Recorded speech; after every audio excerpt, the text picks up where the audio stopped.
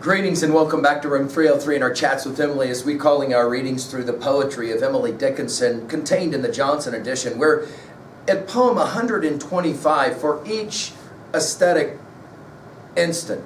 Now, this idea of the ecstatic instant is something we're going to have a whole lot to say about, not only in this poem, but in a number of other poems. In other words, Emily is for sure a poet that can be very, very reserved, but other times she can just get involved in this powerful kinds of emotions. When this poem was actually published in 1891, it was entitled Compensation, not because Emily called it that, but because her publishers, who would later do it after her death, would call it that. Now, Wisher, in his treatment of this poem, the great biographer, will talk about Emily's law of balance. And in some ways, we could argue this is just another theodicy. The question of why must there be, her word's going to be anguish or agony. Those will be her two favorite words for pain, suffering, evil, and the like.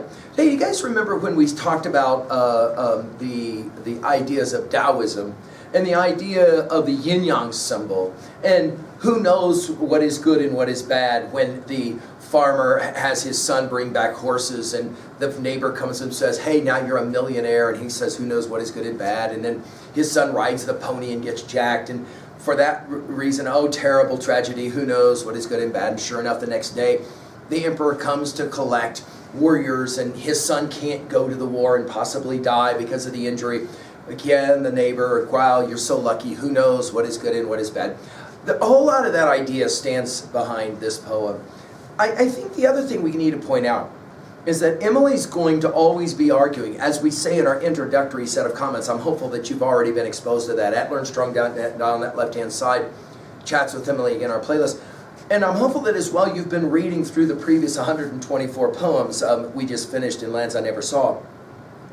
One of the things that Emily does is she's always talking about how your education is far more than your schooling. And I think you guys can resonate with this now that you're 124 poems into the poetry of Emily Dickinson. How much of your education is outside of school, but there's things that you've got to learn. Now, I want to point out all the economic language of this poem, and my Emily group has argued that poem 125 is in some ways a way to understand Emily's spirituality. I think it's a fine insight. Let's see how we do with it.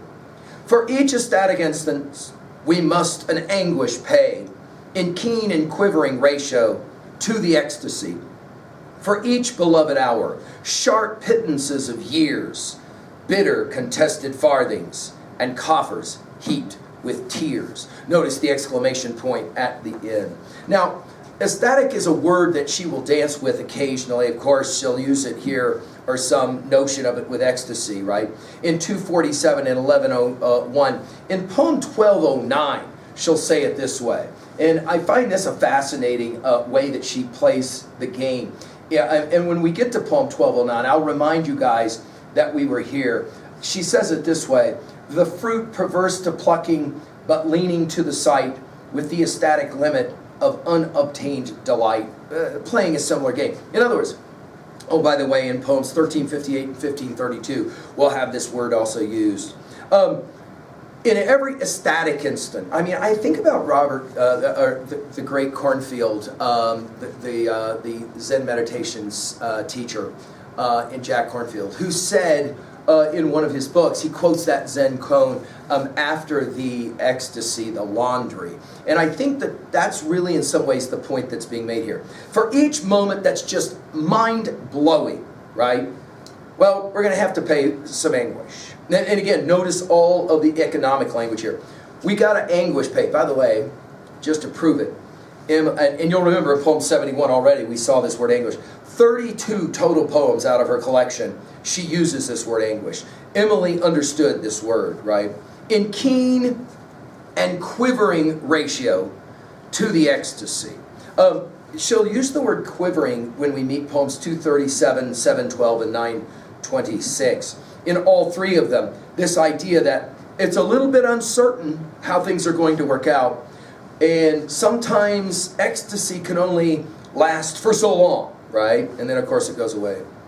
And then in the second stanza, 4 lines, for each beloved hour, the ones we would want to hold on to, sharp pittances of years. Pittances only gets used one time in all of her poetry, it's here.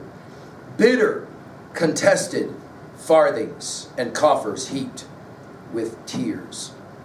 What is it that she is saying? Well, I think the simple argument at 2a is, hey, you got to go through a lot of bad stuff to get to those few moments of ecstasy, those few moments of the ecstatic instant when there is an epiphany and there is an enlightenment. And for those of us who love to read the poetry of Emily Dickinson, we're altogether familiar with the ways in which she plays this game out. I mean, for every one of these poems we've done up to now, all 124, now 125, we find ourselves, some of those poems just blowing our minds. Others, yeah, not so much take it or leave it. But when you finally hit on one of these poems that makes you just go, oh man, she's blowing my mind, it takes a lot to finally get there, a lot of work, we might even say. You'll I think, appreciate this as well. Do you guys remember when we did Talks with Walt? We did all of the readings of Walt Whitman's deathbed edition of Leaves of Grass. Do you guys remember when we did Song of the Open Road? By the way, this poem, we believe, was written about 1859.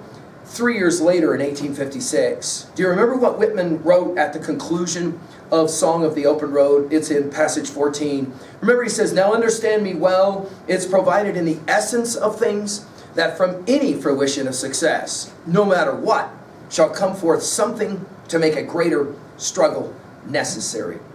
Well, I think that is the point, right, of this poem. To be the economic language. I mean, do you see it? Pay, ratio, pittance, farthings, coffers, heaped. In other words, in the same way that economically, you got to work really hard if you're going to amass any amount of wealth. The same is also true spiritually. Which takes us to Dante. You'll remember that Dante's Divine Commedia, we've given full lectures at learnstrong.net, but remember the argument that he makes. You don't actually go to hell, you go through it. In other words, you got to get through a whole lot of stuff. Remember in Canto 24 of Inferno, poor Dante the Pilgrim, he's so tired, he just sits down in his guide Virgil and he just says to him, I'm done. And what is it that Virgil says? Up on your feet. This is no time to tire. Remember he says it, the man who lies asleep will never awaken fame, and his desire and all his life slip past him like a dream. Now, we're going to see in poem 135 and 313 a similar game.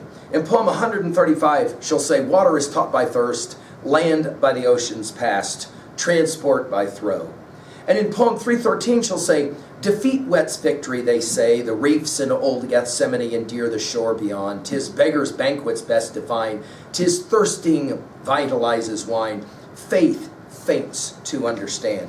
In other words, you got to go through a lot of difficulty to be able to get the thing that you want. Hey, do you guys remember when we did Shelley's Skylark? What is it that he says? Our sincerest laughter with some pain is fraught. There's always the other side of the coin, right? There's always going to be some challenges that will attend some great insight that we have. Finally, at 3b, what was a time in your life that you had to overcome? What was a time in your life when you finally got to that moment of ecstatic insight or ecstasy? And is it true that it came from a lot of pain? Remember what we said, the theodicy of Emily and the theodicy of Whitman, that is to say theodicy, the question of why must there be pain and suffering in this world, they align rather remarkably similarly. It is simply, when bad things happen, no longer ask, why did this happen to me? But rather learn to ask, why did this happen for me? And I think Emily is making this argument as well. There's going to be a whole lot of challenges before your spiritual bank will get full. You got to learn how to be a pauper. That's her argument. Thank you.